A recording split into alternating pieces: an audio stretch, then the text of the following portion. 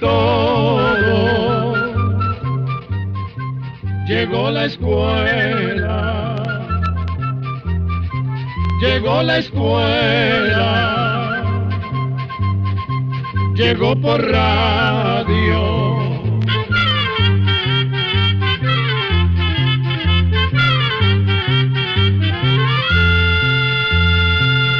Oigamos la respuesta. Es el programa que les trae a ustedes el Instituto Centroamericano de Extensión de la Cultura, ICQ.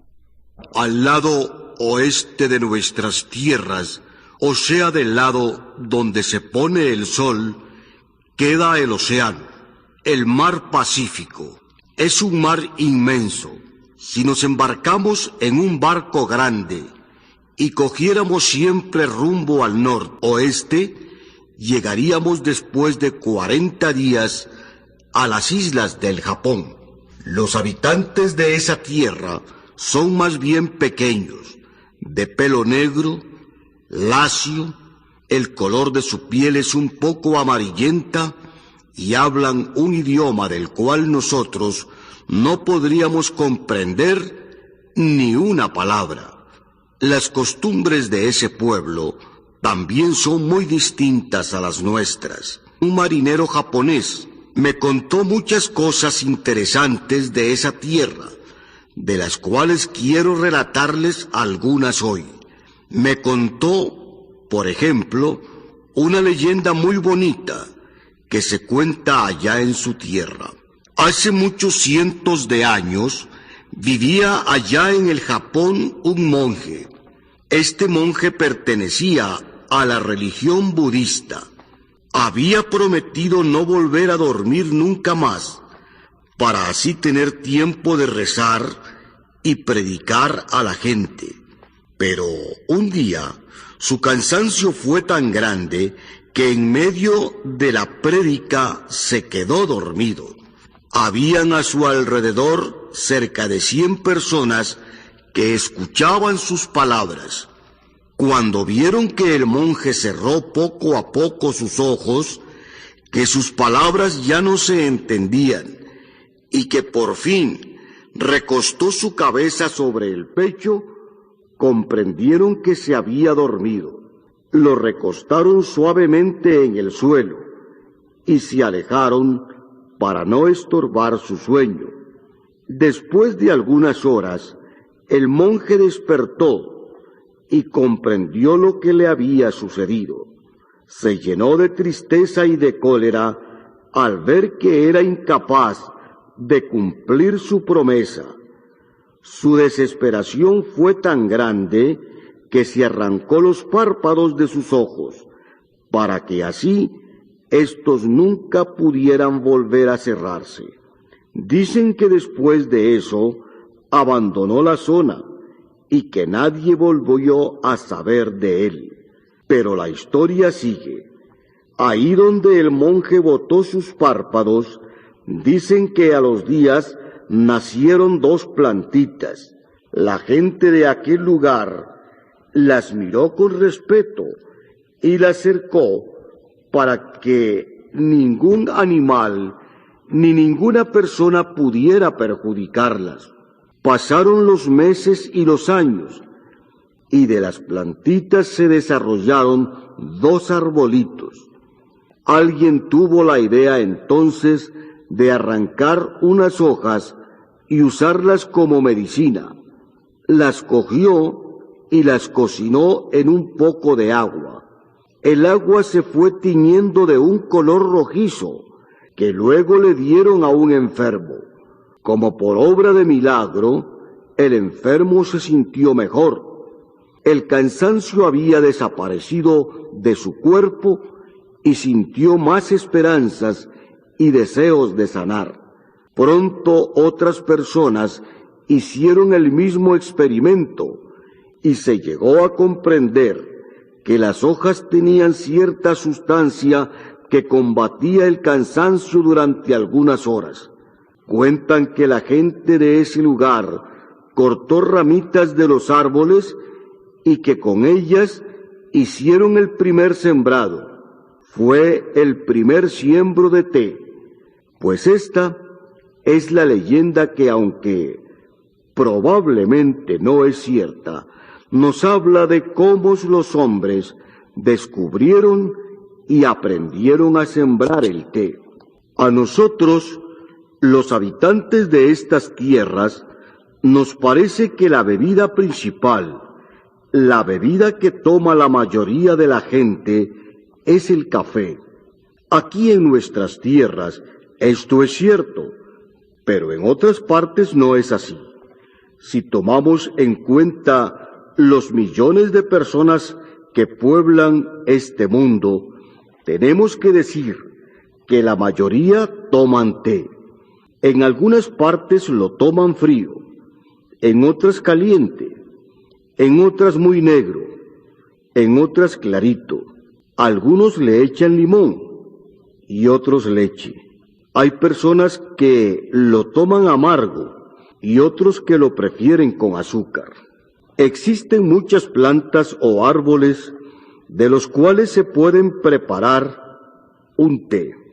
Por ejemplo, conocemos muy bien el té de manzanilla, el de hierbabuena y tantos otros más.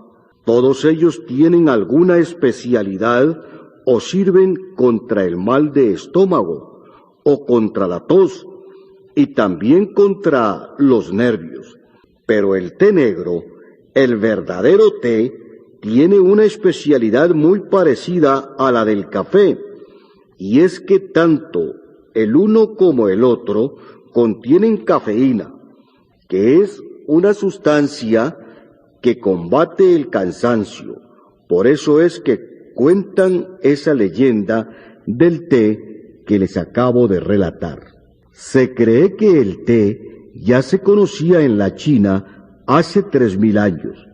Hay unos libros muy viejos que se escribieron aproximadamente hace 3000 años, y en ellos ya se habla de esta bebida. En el Japón se llegó a conocer y cultivar desde hace aproximadamente 1000 años. En el resto del mundo, en ese tiempo no se conocía. Con el paso de los años, los hombres aprendieron a construir grandes barcos y se aventuraron a cruzar los mares. Así fue como llegaron a conocer las tierras lejanas. Los marineros que llegaban a la China o al Japón llevaban productos de sus tierras a venderlos allá, y cuando regresaban traían cosas extrañas de esas tierras lejanas. Cuentan que el primer té que llegó así a las tierras de Europa no fue muy apreciado. Las señoras creían que había que cocinarlo y luego comer las hojitas con sal y mantequilla. Las hojas del té son amarguísimas y por lo tanto no gustaron a nadie. Además de que comidas en cantidad producían grandes malestares, pero poco a poco aprendieron cómo había que prepararlo y la bebida fue muy gustada. En aquel tiempo, los barcos que iban y volvían a la China o al Japón tardaban por ahí de 1 año completo. Era entonces poco el té que podían traer. Pocas personas podían darse el lujo de comprarlo, y se decía que el té era una bebida solo para reyes. Cuentan que hace por ahí de 500 años, una taza de té en Europa costaba por ahí de $5. Esto no duró mucho tiempo, porque pronto los chinos y los japoneses comprendieron que el té era un buen negocio, extendieron el cultivo y luego fueron cientos los barcos que año tras año repartían este precioso producto.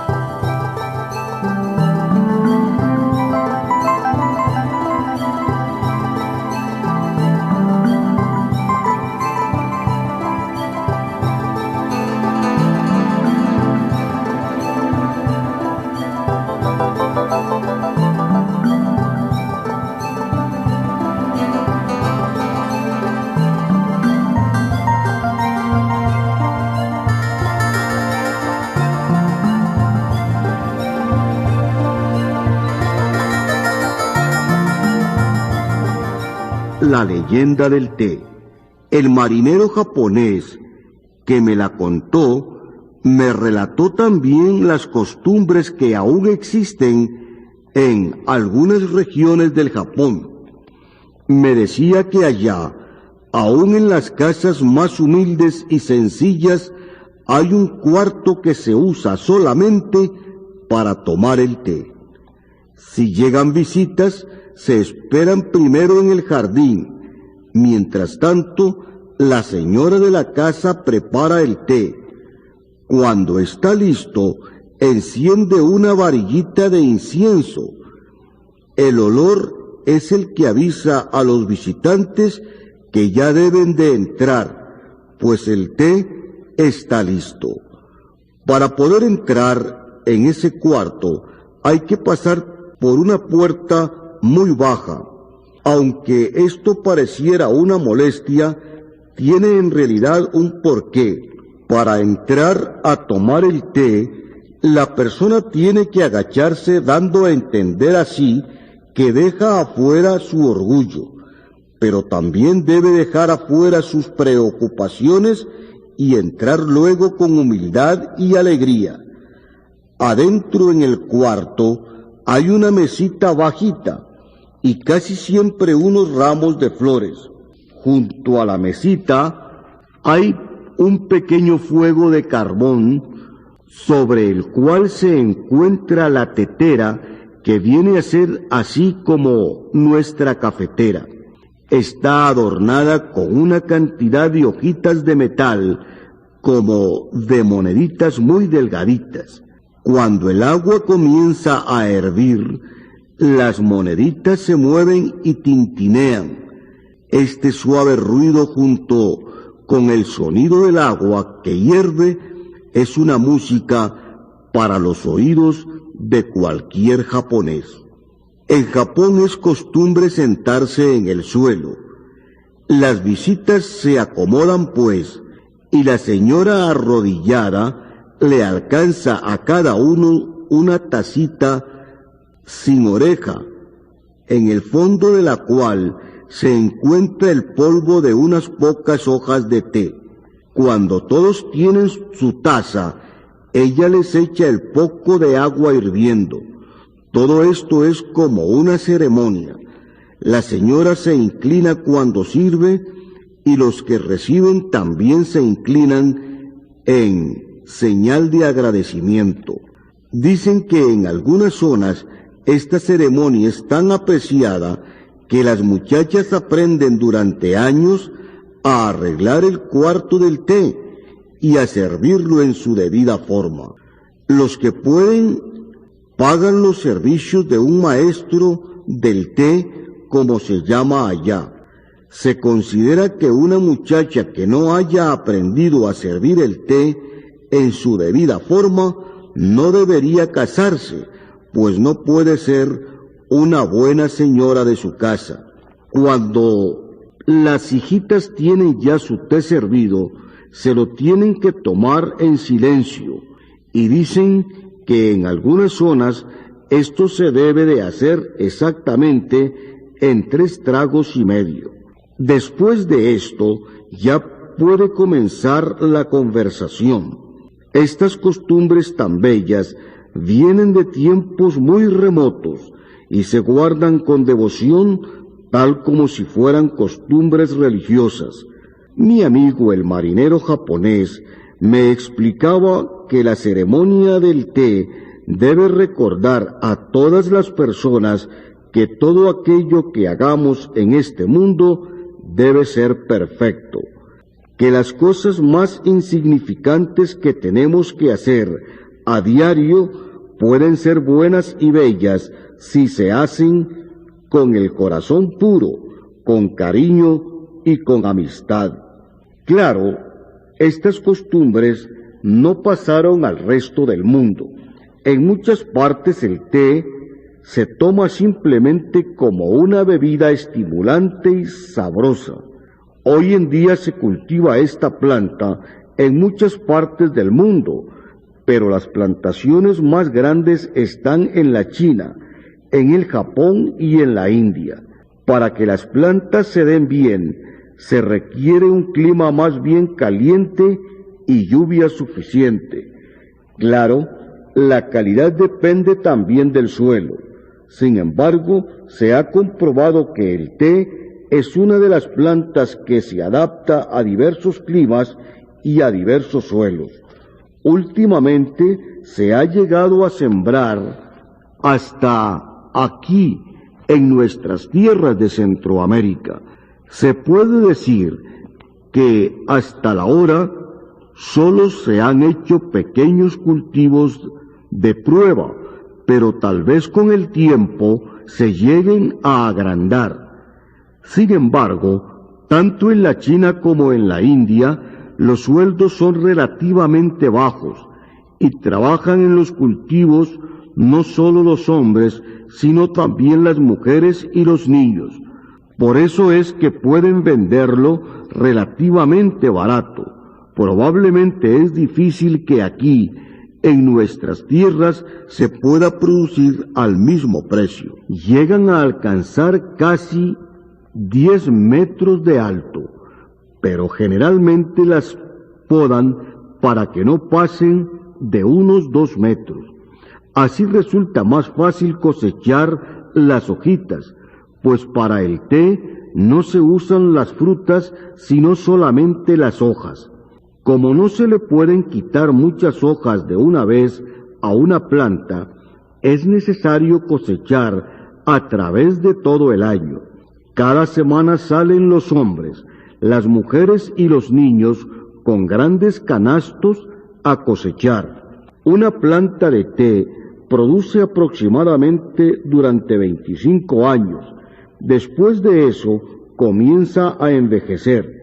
Entonces se le corta de a raíz y se vuelven a sembrar nuevos hijos. Pasados 3 años, ya estos hijos producen para la cosecha. Las hojas más sazonas, más maduras, rinden más, pero no producen un té tan bueno. Desde el momento de la cosecha, se separan las hojas tiernas de las más sazonas, y así se produce té de diversas calidades. Las hojas cosechadas se dejan marchitar primero un poco, se colocan en capas una encima de otra, de manera que desarrollen un cierto calor y fermento. Luego se recogen y se secan al calor. Ya existen muchas plantaciones que hacen todos estos trabajos con grandes máquinas, pero quedan miles de beneficios pequeños en los cuales el trabajo se hace a mano. Y con esto hemos llegado al final de nuestra charla de hoy y esperamos que cuando se tomen la próxima taza de té, piensen un momento en los miles de personas, en los hombres, mujeres y niños que han tenido que trabajar con dedicación para que nosotros aquí, a miles de kilómetros de distancia, podamos disfrutar de esa bebida. Muchas gracias. Y así llegamos al final del programa del día de hoy. También puede enviarnos sus preguntas al correo electrónico icq@icq.org o encuéntrenos en Facebook como Oigamos la Respuesta. Recuerde que comprender lo comprensible es un derecho humano.